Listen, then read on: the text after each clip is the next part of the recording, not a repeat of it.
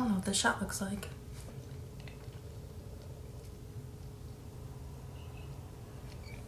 That is so good. Hi, my name is Mackenzie from Great British Mag, which is a digital magazine that covers everything you need to know about being an international student living and studying in the UK. And today, I'm about to give you the down low on the University of Edinburgh. Obviously, I'm an international student when I was there because I'm from America, if you couldn't tell from my accent, from the Midwest, to be specific, Detroit, Michigan. And I spent a semester, it was a COVID semester, at the University of Edinburgh. So I can only speak to my semester there, and I can only speak as American, so this doesn't, go for everybody, but here's, it's my take, so apparently you're interested because you clicked on the video.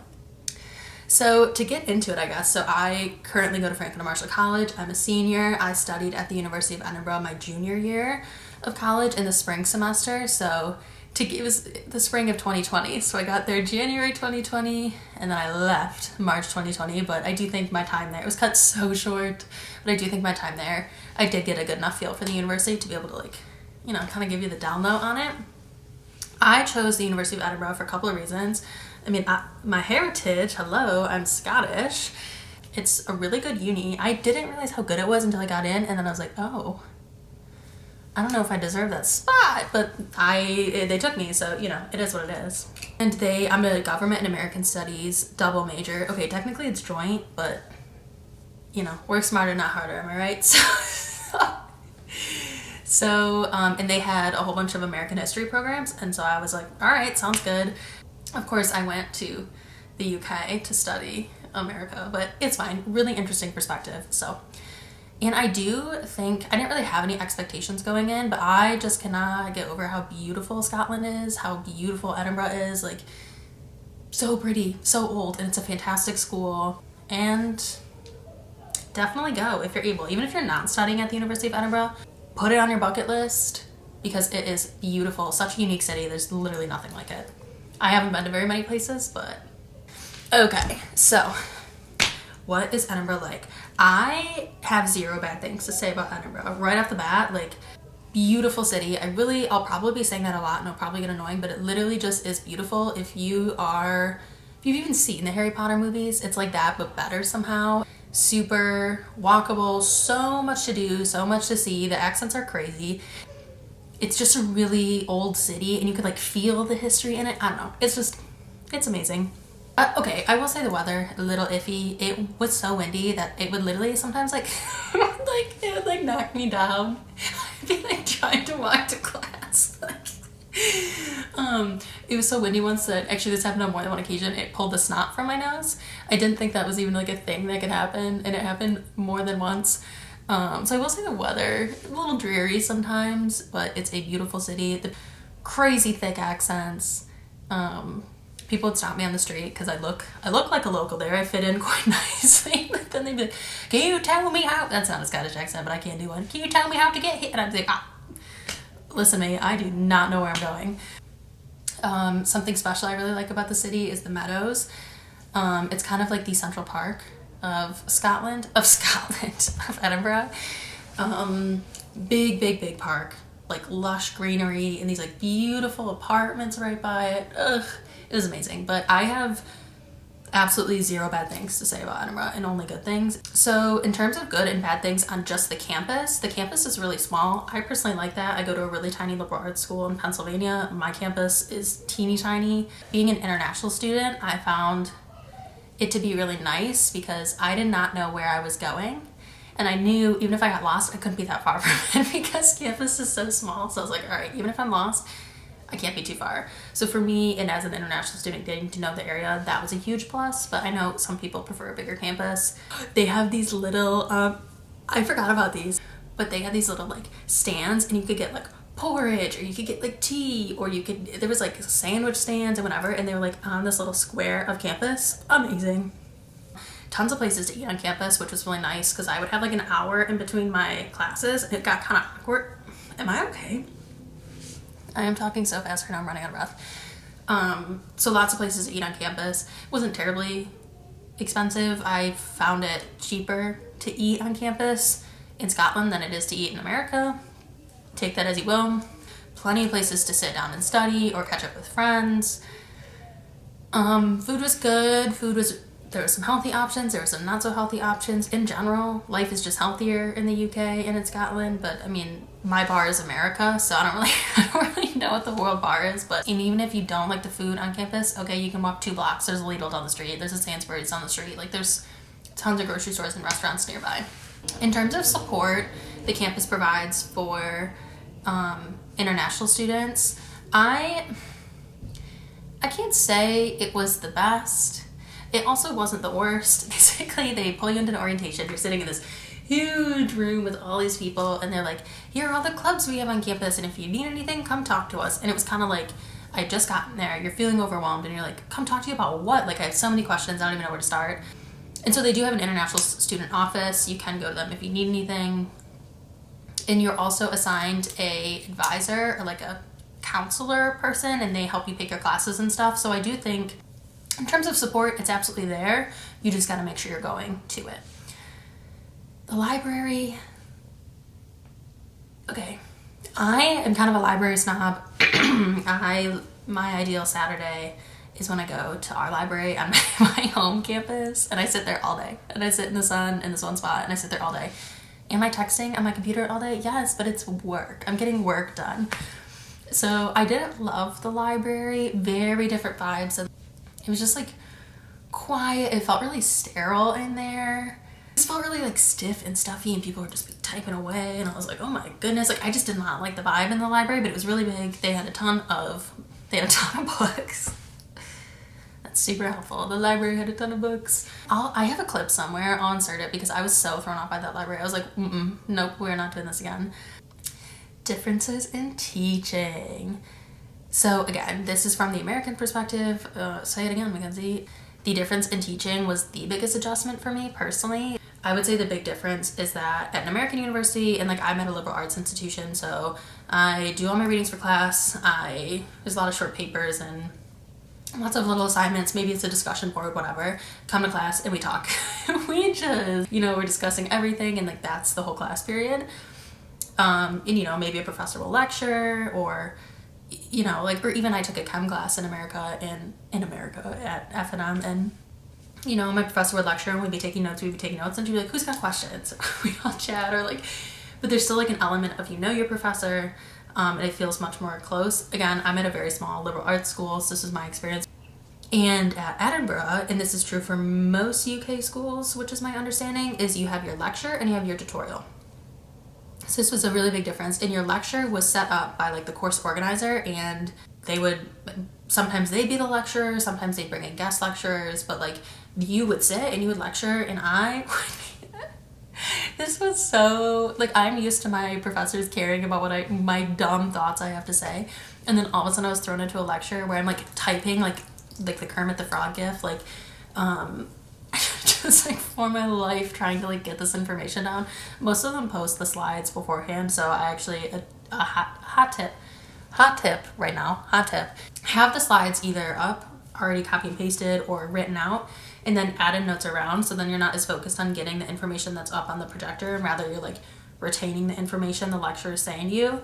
But that is a huge difference. But then in the UK they also have the tutorial, so it's a class of like, typically it's like 8 to 20 kids. The tutorial would be with basically like a TA. Would be the American equivalent, and they would be your tutor, and they'd be like, so you had some readings to do, let's talk about them. Do you have any questions about the lecture? And that would be much more discussion based.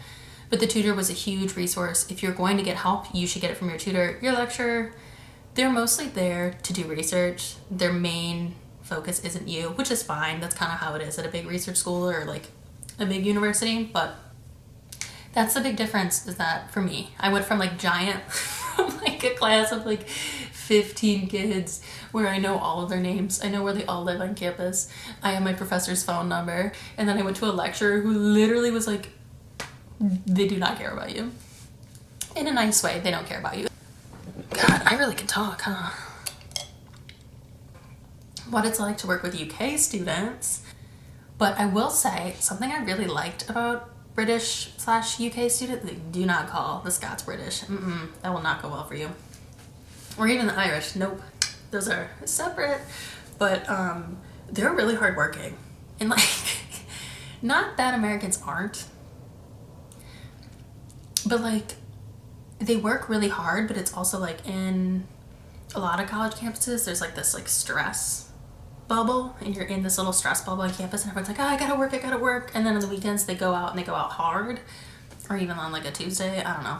But like, what I liked about British UK students is that they would work, they'd have their class, they'd work in between their class. They kind of have like almost like they treated school almost more like a 9 to 5, and then outside of that time, that was their time. But like in America, everything is so intense and so stressful, like this dumb hustle culture, and I didn't really find that there. And even if they say it's there, not even close to what it's like in America. So like, I actually really appreciated it because I thought they worked harder than American students, but then they also relaxed harder than American students. The local people are so nice. They are so nice. I cannot speak more highly of Scottish people. I will say Scotland is one of the whitest countries in, I almost said in America. That's an American moment, but in the world. Like, I don't think that should deter. I mean, granted, I fit the part, and that was part of what I like liked about Scotland, is that like I would fit in so well, and I wouldn't feel like I was like international there. But I will say, especially Edinburgh, really accepting city, really proud of all of its people, really protective of all of its people, but really accepting place, really just kind, lovely people. Student accommodations. So I lived right off the Meadows. I was like assigned to it by my abroad program. So I don't know what it's actually like to go through that system, like when it's directed by the uni. I liked my accommodation. I was on the first floor of a little flat, and I had my own room, which is lovely. I was obsessed with that. It was nice. It was clean. I mean, it wasn't anything fancy. At the end of the day, it's a college apartment. But I love my roommates. I was assigned like random roommates. I love them. I need to message them back is what I need to do. It was like really walkable to campus, really walkable to other parts of the city. I kind of liked it because it was where I was at was kind of tucked away. It was super cute. I loved it. I love my little neighborhood. So just think college apartment, and then you're good. I will say this is something that would have saved my life, so I'm gonna plug it right now because I think it fits in well with accommodations. So Great British Mag, who, you know, we're watching the video. Great British Mag has a UK survival service. I'm gonna make sure I have my info up so I'm not like botching anything. But basically this would have been so nice to have for my accommodation because I got there, they literally just like dropped me off, my abroad program, and then I was just there, and it was like dark and like nobody's in my apartment, and I was like, ah. Like, I had no sheets, I had nothing like that, so I had to go out and get sheets. I was so hungry. I literally had like, I was like crying and eating some like takeaway spaghetti. So to avoid that, Great British Mag has come up with this like survival service, which I literally wish I had. I wish I had so bad. It would have saved me so many tears that I could have spent crying over something else instead of not having sheets and being hungry, like mental breakdown, hungriness. So basically, if you sign up, it's £50 for an undergrad student, £25 for a postgrad. If that money's deterring you, just let me tell you what you're getting with this, because it would have saved my life. They open the UK bank account for you, and you'll get the debit card, like a UK debit card, sent to you within 48 hours of arriving in the country. That would have been really nice. This is a real kicker here. They send you the UK SIM, and so it's sent to you anywhere in the world within 5 like work days, and credited with £5. So like once you get into the country, you already have data. Because I had no data, so I'm like looking up, I can't even connect to the Wi-Fi in my flat. I'm like trying to look up where I can find sheets, and I didn't have my SIM card yet. That, my dad spent 15 hours on the phone with our phone company trying to get my SIM figured out. Like that he would have paid so much more than £50 for this. You get a ton of discounts on all sorts of products and services, which include a like food pack and a bedding pack. You get a huge like a discount on a bedding pack that'll literally be dropped off at your door. Me crying and eating my spaghetti, that could have all been avoided. I could have just eaten my spaghetti, no tears involved. The UK survival service, that would have been straightened out for me. So like definitely take them up on that. You also get like a weekly e-mag and just career guidance in general. Like you'll be with Great British Mag for life with that. So if you're interested in signing up, because I almost want to like go back in time to make sure I had all these things, because that would have eased so many of the initial stressors, and I could have taken that time to get to know the city and gotten to know my roommates, all that stuff, and instead I was like, I don't know where I am, like that kind of thing. So if you're interested, I will put a link in the description to get you sorted out with that. I could not recommend it enough.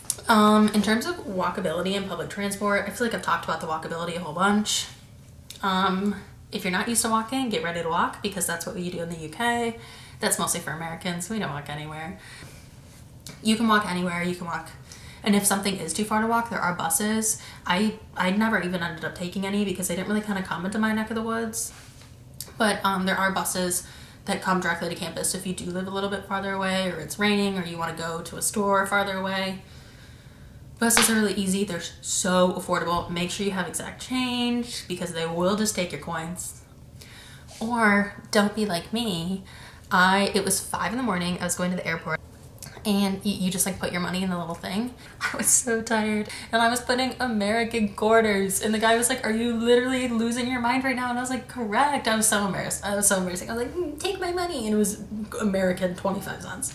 It was mortifying. Food in the city. Edinburgh is a food city. We're making our way to the map. So many good restaurants. I will say coffee there. I might be, not to be like controversial right now, but I did not love coffee in the UK. They do a lot of instant coffee. Not really my vibe. That could just be me. So when you're going to a cafe, maybe, stick to tea. Weirdly enough, Indian food, fantastic in Edinburgh. Fantastic. Oh my god. There's this one Indian restaurant I'm literally going to tell you. Okay, I'm pretty sure it's Dishoom. You gotta try haggis while you're there. Have some porridge while you're there. You gotta. Go to the pubs. There's a ton of pub quizzes. Those are super fun. Like, go to cafes. Like, if you're there, eat out while you can. And just like, what is it with the UK and that instant coffee? Like, what are you doing? What are you doing? Just get a French press. Anyway. Entertainment in the city. This is my last little segment. We're almost done. There's so much to do in the city. Granted, this is pre-COVID, so I went to a comedy show, which is great. There were some people who were really funny, and then others, their accents were so thick, I literally could not understand them, and the only person laughing was this woman whose name was Raven, who came from the Highlands, said she spent the night in a cemetery. And she was cackling because she was the only one who could understand them, because there's a lot of tourists in there. That was a tangent, but basically wild night. So there's good comedy, especially because the Fringe Fest is in Edinburgh, so you can kind of catch some really good acts that are there to like warm up or get ready. So there's some fun clubs, I think. I'm not really a club gal, I never went, but museums are incredible. That is an old city, that is a historic city. Go to the museums, most of them are free. Go to Edinburgh Castle. You gotta go once. I don't know if you necessarily need to go more than once, but you gotta go once. There's a ton of free tours in the city, so literally just search Edinburgh Walking Tour. They're actually probably great if you just got there and you don't know where the heck you are. There's like a nice mix of tour stuff and just like local stuff. The university has so many clubs and societies. They do stuff. Like, if you wanted to do something every night, you really could. Hike Arthur's Seat. Make sure you're not there during gale force winds. And then also make sure you're not like climbing rock face, because then you have to get back down it. Or like taking videos of me as I was like I was like trying to get down this mountain. Yeah. Anyway, there's so much to do in the city. So I feel like we've come to an end. Moral of the story, I really only have good things to say. I'm a pessimist too. Like, I have a negative outlook on life. Like, I'm terrible to be around. And I truly have nothing but good things to say about the university, about Edinburgh, about Scotland, about the UK. Nothing but good things to say. So I hope this has helped you out. Do subscribe to the channel, or you'll get a lot of useful stuff and about studying in the UK and just UK life in general. So definitely click the notification bell so you'll get notified when new stuff is released. If you have any questions, leave them below. Like this video. And I was about to say, like, go Edinburgh. There's no mascot, so I guess go to Edinburgh, man. Just go. It's the best place to be. All right. Thank you. Bye.